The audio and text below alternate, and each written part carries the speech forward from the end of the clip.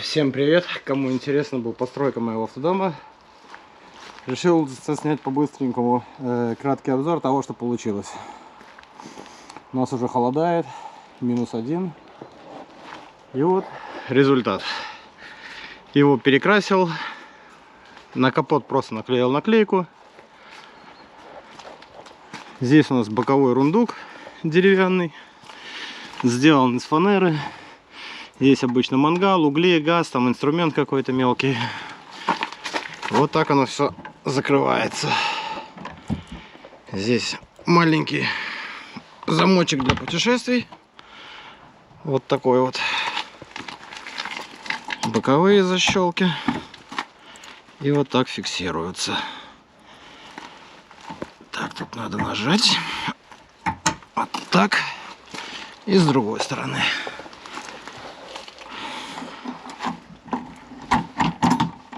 Сейчас мы как раз собираемся в поездку по Европе.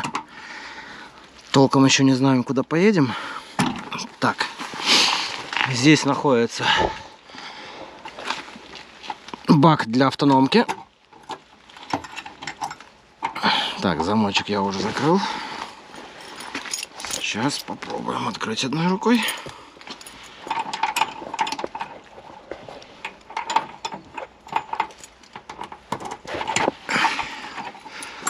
Вот так вот. Здесь бак на 35 литров. Просто вот это ослабляется ремень. Он чуть-чуть вытаскивается и заливается прямо в горловину туда. Также установлен датчик уровня. Насос тоже решил вынести на улицу, чтобы не слышать щелканье внутри машины. Закрываем все это дело.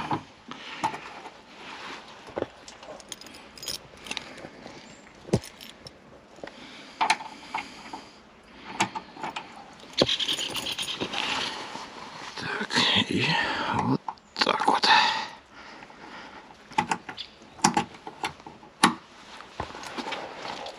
Так, ну и как вы помните из прошлых видео, здесь у нас аккумуляторный отсек. Вот так он выглядит. Тоже сделан из фанеры, покрашен.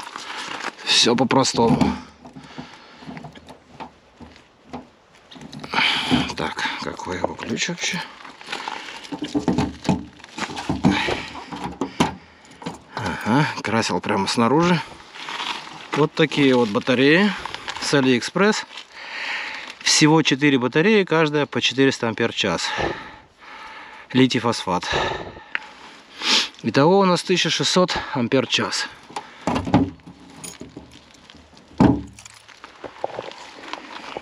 Здесь у нас выход трубы, выхлоп. Вот это, кстати, окошко для собак. Почему я вообще решил строить, собственно, автодом, а не купить готовый? Потому что у нас 2 маленькие и 2 очень большие собаки. И в отличие от людей, им места надо гораздо больше на полу свободного. Пришлось брать грузовик. Здесь у нас был гидроборд. Я его снял. Из толстой водостойкой фанеры построил стенку. Ну и выпилил проем под окошко, которое было бы широкое, если вдруг надо будет что-то широкое загрузить в машину. Здесь у нас от кондиционера трубочка, вот это конденсат, чтобы мог сливаться, и выход воздуха тоже от кондиционера. Вот здесь у нас идет кабеля от аккумуляторов. Вот так вот прямо через пол и наверх. С этой стороны это бак серой воды, если не ошибаюсь, по-моему, 80 литров. Здесь просто обычный сантехнический краник. Сейчас он открыт и вода сливается. Если вдруг заезжаем на место, где нельзя сливать так, то просто перекрываем его и все.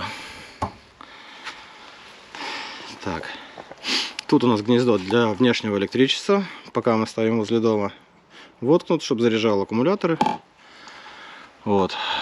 Так как бак для воды у нас высокий, поэтому заливная горловина находится довольно высоко. Но рукой дотянуться можно.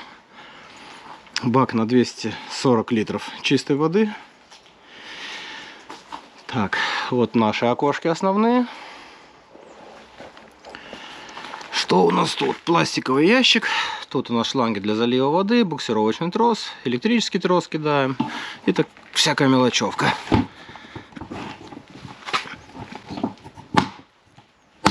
Вот так. Обычная пластиковая дверь входная, как и окна, в принципе.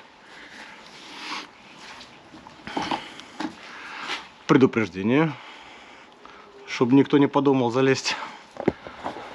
Здесь поставил доводчик двери, потому что иногда выходишь и в сильный ветер, и дверь может очень сильно ляпнуть в ту сторону, поэтому он сдерживает. И вот так вот он закрывается. И все, легко и непринужденно. Итак, заходим внутрь. При входе у нас вот такие вот ступеньки, сделаны из винилового ламината, как и сам пол. Все винил. Слева диммерное включение света. Вот так вот.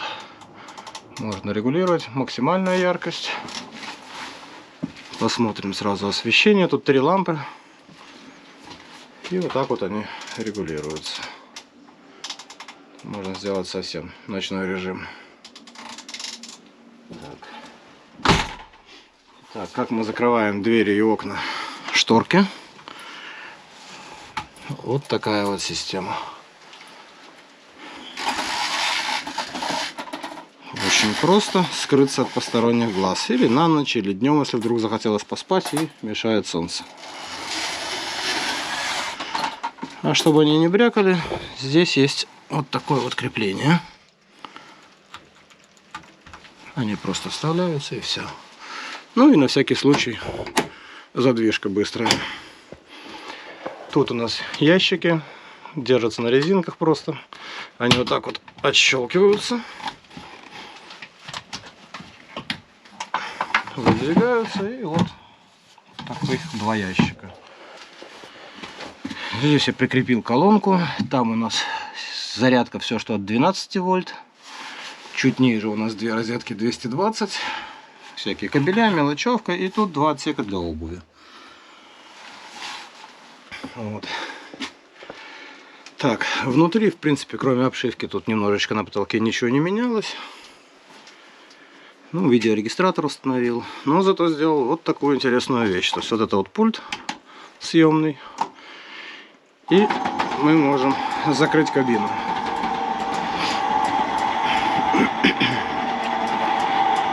Сейчас он доедет.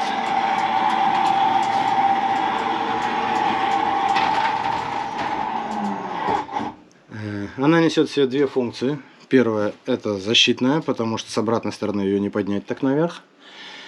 И во-вторых, она наполнена пеной, и поэтому она, в принципе, сохраняет и тепло. Когда в машине здесь внутри нагреваешь, а в кабине тонкие стекла, они запотевают по утру. Вот это очень хорошо спасает. Ну и плюс, чтобы ночью просто зря не греть как бы кабину. Итак, на входе мы видим холодильник. Обычный, 220 вольт, естественно. Вот такой вот. И морозилка.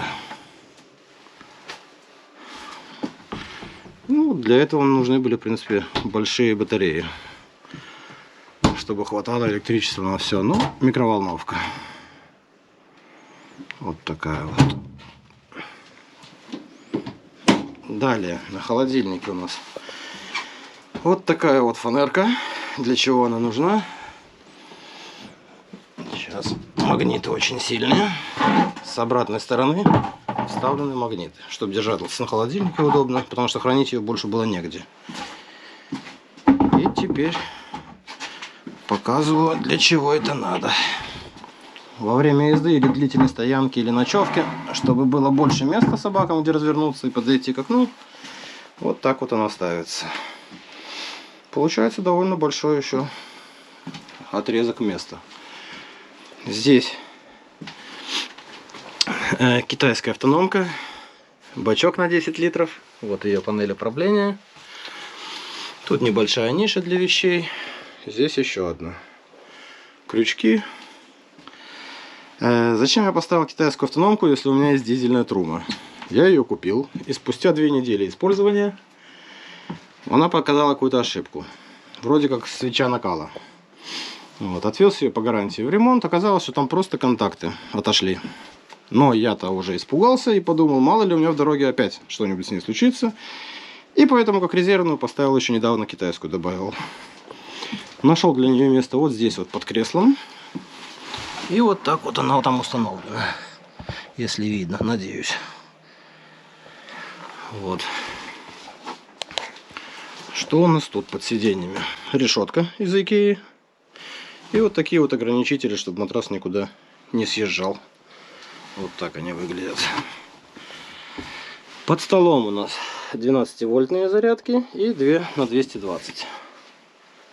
Здесь вот такой вот тоже столик электрический с Алиэкспресс. Работает отлично, вообще без нареканий.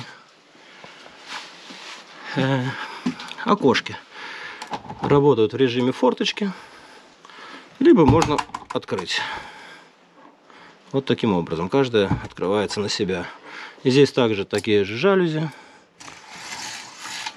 Открыли, закрыли и закрепили. Вот таким вот образом.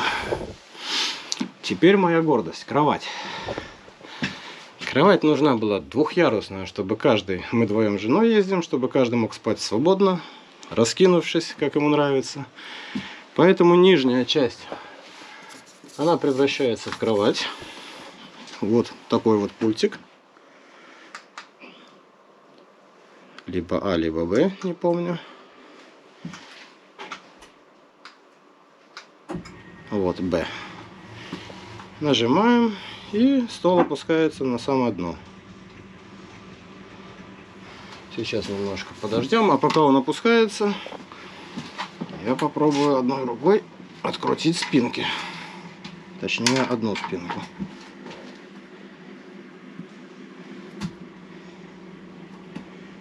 Да, это не очень удобно. Поэтому я, наверное, поставлю камеру на стол пока что. Так, вот он опустился. Камеру я вот так вот направлю. Надеюсь, тут что-то будет видно. Вот так вот. Здесь просто веревочки с карабинчиками. Открываем их. Вот таким вот образом. Защелкиваем обратно.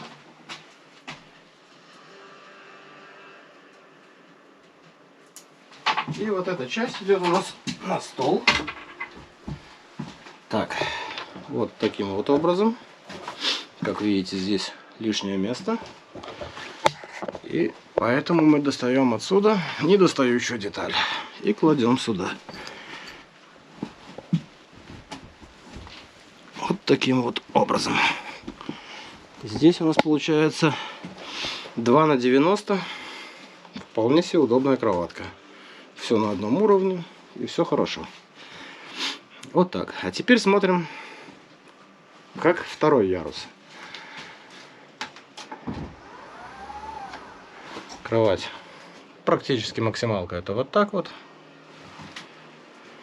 Я использовал основания для стола. Как правило, они из 2 ножек, но я нашел с 4 ногами. У него грузоподъемность 200 килограмм. Так что с запасом ресурс. Можно залезть на кровать, а потом поднять себя наверх. И вот такой вот здесь пришлось удлинить ее, потому что максималки, конечно, не хватало, чтобы сделать кровать. Пришлось такие брусья вставить. Держится вполне себе крепко и надежно.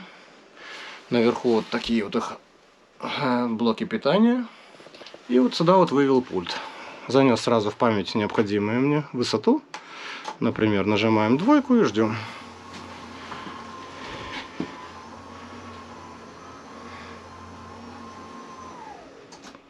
Вот так вот. Это в режиме сна. Вполне себе удобно. Мне наверху хватает. Жене внизу хватает. Даже сесть еще можно. Ну и, конечно, можно ее чуть-чуть ниже еще опустить, чтобы удобнее залезать, например. То есть вот так вот опустил, залез. Лестница не нужна. Упираешься просто вниз. и залезаешь. И когда она не нужна, можно поднять ее либо максимально наверху. Я рассчитал так, чтобы она не упиралась сильно в потолок. Поэтому третий режим у нас, чтобы накидать туда ненужных подушек, всего остального, и вот так вот поднять ее. И четвертый, если на ней почти ничего нет, она чуть выше. Также наверху у меня возможность быстро отключить функцию подъема, если вдруг ее заглючит. Поэтому я могу быстро нажать кнопку и отключить ее вообще. И два прикуривателя 12 вольт, чтобы можно было что-то заряжать. Теперь мы ее опустим еще раз. И тут внизу у нас ниша. То есть, когда я ложусь спать, она у меня свободная. Могу себе положить туда телефон, там планшет, что-нибудь такое, мелочевку. А во время езды, естественно, туда кладется вот эта вот деталька. Она как раз идеально сюда подходит. Вот так вот. Убираем. И кровать снова наверх. Вот эту спинку возвращаем. И, соответственно, столик обратно поднимаем. Все, столик у нас поехал.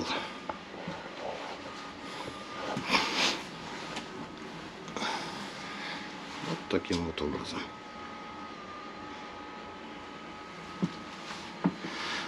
Что у нас дальше интересного? Здесь у нас окошко для собак, потому что им во время езды, естественно, бывает очень скучно, они любят посмотреть на улицу. Поэтому у них тоже пластиковое окно вот такое. Естественно, это одинарный стеклопакет, который можно также открыть в режиме форточки. По-другому он не открывается. Тут для мелочевки сеточки. Выключение холодильника быстро, чтобы не выдергивать из розетки. Если он не используется долгое время, можно просто выключить. Тут вешалки для одежды нашей. Это пульт от люка с вентилятором. Здесь у нас пульты от телевизора. До недавнего времени я долго думал, как бы в дороге можно было бы поиграть, но большой компьютер не влезает, плюс он потребляет очень много электричества, да и ставить его на самом деле действительно некуда. А когда долго отсутствуешь дома, иногда бывает ломка и хочется во что-нибудь поиграть, поэтому принято решение было купить просто PlayStation. Я его замерил. В среднем во время игры он ест всего 100 Вт. Поэтому вот таким образом я его сюда приделал, просто на резинке. Телевизор. У телевизора здесь обычно еще у меня лежит флешка на 2 терабайта. Там загружены любимые наши фильмы. Всегда можно посмотреть. Ну или поиграть в игрушки. Так, что у нас наверху? Здесь у нас выходы от кондиционера. Кондиционер Dometic. Ну, охлаждает не сказать, чтобы очень эффективно. Работает он, конечно, на 220 вольт. Но если долго его держать включенным, то, в принципе, терпимо становится в машине. Люки MaxFan Deluxe. Стандартные. С вентилятором. Крышка верхняя открывается. И у них есть постоянная вентиляция, даже когда они закрыты. Так вот, зимой бывает довольно холодно. Из них... То есть в машине это тепло, как бы печка греет. Но все равно холодный ветерок гуляет от одного люка к другому. Поэтому буквально недавно я ее чуть-чуть доработал, поставив такие алюминиевые профили. И из фанерки сделав вот такую вот заглушечку. Чтобы совсем во время езды, например, чтобы ветер не гулял сильно. Они просто вот так вот задвигаются и все. То есть теперь у нас есть опция, если на улице очень холодно, но в принципе нужно проветривание, мы можем приоткрыть чуть-чуть, сколько нам надо, а не полностью. И либо закрыть, если мы едем, и чтобы ветер не сильно-то здесь сквозил. Так, тут мы собираемся уже, у нас тут заготовки, консервы. Так, теперь печка основная. Вот это у нас была китайская, дублирующая. Отсюда у нас выходит труба отопления. Раз выход, тут 2 и там дальше 3. Вот так они раскиданы. И 4 находится в техническом отсеке. Кухня. Просто стандартная IKEA. Столешницу я уже сам выпилил. Вот, обработал ее. Тоже замочки с AliExpress. Вот такие вот. Стандартные ящички. Вот таким вот образом работают. Тут собачьи вкусняшки у нас. Это всякие соуса. Вот такая вот. Чаи. Это все еще будет наполняться у нас сегодня, потому что завтра у нас выезд. Консервы. Вот такие вот кастрюли, скороварки. Ну и тут под раковиной отсек. Тут у нас мусорное ведро, всякая химия для туалета, там пакетики мусорные и все такое. А также, как вы видите, тут система очистки воды с 3 фильтрами Аквафор. Вода у нас, естественно, берется из общего бака сюда. И чтобы не возить с собой баклажки всякие 5-литровки с чистой водой, я решил поставить сюда Аквафор. Потому что воду в пруду мы, конечно, никогда не набираем. Только из-под крана. Вот. И вот такой вот раковина у нас. Кран. Горячая, холодная вода. И вот это вот у нас идет как раз вода от фильтра. Сейчас я включу насос. Вот это вода, которая идет через фильтр. Питьевая. Раз. Ну и вот тут общая. Напор вполне хороший. Когда это нам не надо, или там какая-нибудь посуда лежит, мы можем быстренько вот так вот это все закрыть. Ну, здесь можно даже что-то поставить, когда на стоянке. Что у нас тут? Тут 4 розетки. Плюс лампа вот такая вот. Она с датчиком. Можно сделать ее потише, поярче. На ночь обычно мы ее и оставляем в самом тусклом режиме. Далее зеркальце. Вот так вот оно сюда выдвигается вперед. И вполне можно смотреться. Хватает. Потому что, например, побриться в душе это не так удобно. Возле раковины гораздо проще. Вот. Тут у нас пульт от второго люка и заодно от кондиционера. Вот у нас второй люк. Также закрывается.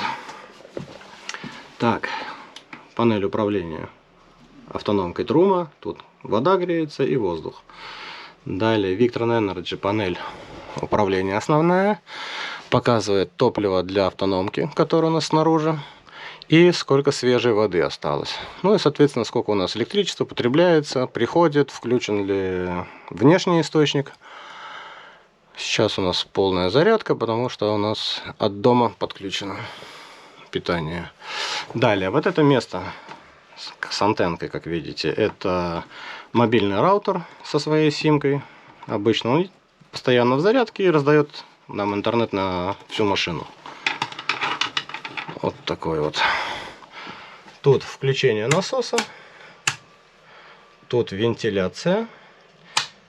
Сейчас расскажу про вентиляцию коротко. И включение в душе и туалете света. Вот так вот. Вот у нас туалет такой мобильный. Так, тут у нас гигиенический душ подключен и обычный душ. Вот. Тут крана никакого нету, раковины нету, потому что это, в принципе, мы делаем на кухне. Мобильный туалет, Тедфорд. Кассета у него на 19 литров, так что хватает надолго. Ну и душевая вполне себе комфортная, 80 на 80 сантиметров. И всякие для мелочевок такие вот полочки. Шторка из Икеи. Все очень просто. Запахи не идут, потому что люк здесь рядом. Далее здесь есть, если уж приняли душ и здесь пар собрался, вот такая вот вытяжка. То есть зимой мы ее прикрываем. Вот так вот можно приоткрыть и включить здесь вот эту вытяжку. То есть вот она включается и вытягивает. Вот такая вот система. Так, идем, наверное, теперь. Ну, про индукционную плиту не сказал, но думаю, вы увидели. Обычная Тедфорд тоже на 2 плитки. Вполне хватает.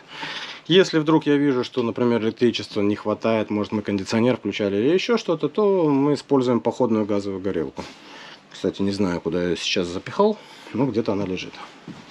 Итак, технический отсек. Здесь тоже, во-первых, сделал дверь, чтобы не слушать, как там гудит насос, как там работает инвертор печка там и все остальное. Поэтому здесь еще один стеклопакет.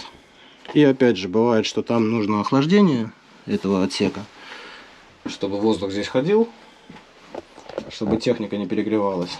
А эта дверь, когда закрывается, то к нам эта температура не приходит, холодная или жаркая. Здесь включаем свет.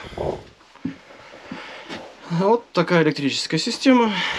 Инвертор тут почти на 3 киловатта, там 2800, если быть точнее, Victron Energy. Он также автоматически переключает питание во всей машине на 220, если снаружи подключен кабель от сети, то он подает напрямую это электричество сразу от него, а не берет батареи, не использует. В чем еще его преимущество? Если внешнего источника питания в некоторых кемпингах ограничивает мощность, или, например, мы используем какой-нибудь слабенький генератор бензиновый, и тогда ему, например, не хватает на кондиционер, то он может брать часть от сети и часть от батареи и дополнять мощность. В этом его особенность. Вот, далее тут, естественно, у нас вот это DC-DC чарджер. Он берет во время езды от генератора машины излишнее электричество после полной зарядки родного аккумулятора. Излишки он забирает и опять же отправляет на зарядку наших аккумуляторов в автодоме. Вот. Это у нас Solar контроллер, это солнечной панели контроллер. Наверху у нас 6 по 185 ватт. Соединены по 2 пары. Получается, из 12 вольт я сделал 24. И таких 3 пары. То есть, грубо говоря, это на 1000 с чем-то, там 1200 киловатт. Ой, извините, ватт. Это Serbo. Система как раз управления всей Victron Energy системами. Вот. И она же выводит информацию потом на панель, которую я только что показывал. Вот. Трума дизельная и с возможностью работать от сети 220. То есть вот у меня стоит такой предохранитель.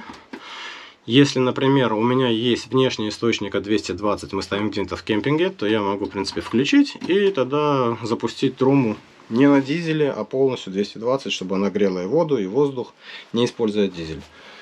Вот. Четвертый выход от трумы вот здесь расположен, чтобы у нас вода в баке зимой не замерзала. Обычно я ее просто прикрываю, чтобы сюда минимум шел, а в салон, чтобы шло больше. Ну, в общем, как-то так. Здесь у нас водяная система идет. Тут это предохранитель от замерзания, чтобы в бойлере вода не оставалась. Если вдруг минусовая температура, машина не используется, то он автоматически откроет и сольет.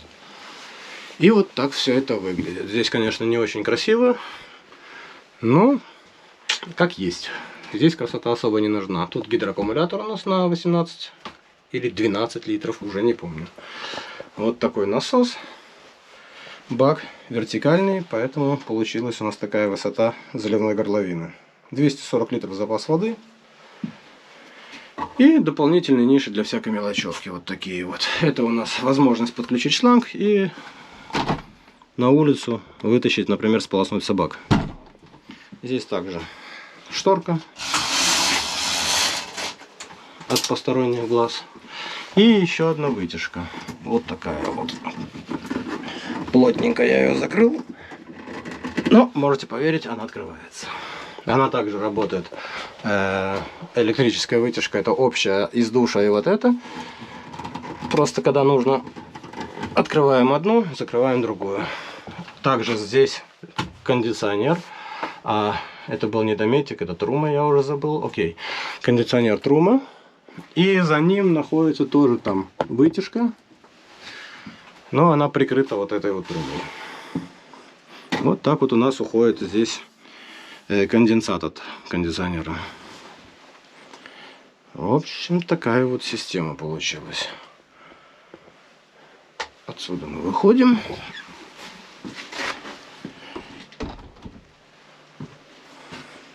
Ну и в общем-то так. Вроде бы ничего не упустил. Вот это у нас все Икея. Икея и Икея. Пока еще не до конца заполнено.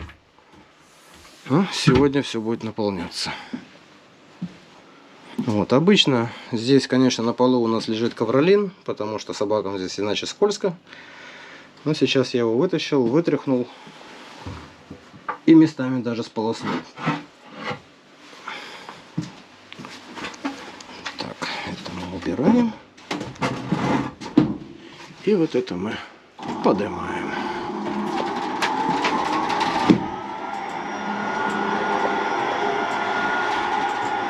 Я достаточно ленивый, поэтому люблю все электрическое, чтобы само все. Не поднимать руками.